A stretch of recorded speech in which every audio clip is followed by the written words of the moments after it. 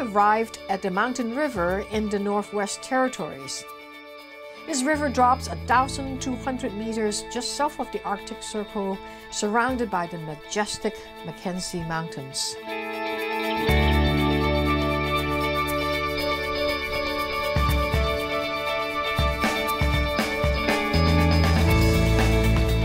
It has spectacular and stunning canyons, high peaks, wildflowers, hot springs, and waterfalls.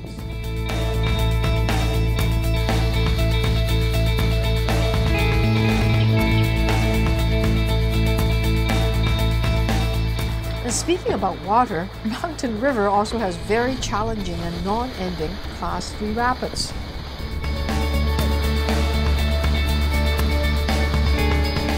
The question I face every day is, will I make it without dumping? Because the water is freezing cold and I won't last very long in there.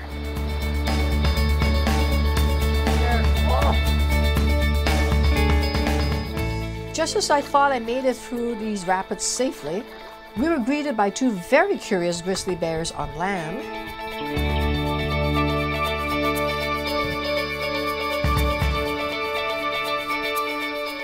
And later on, a fast-swimming black bear.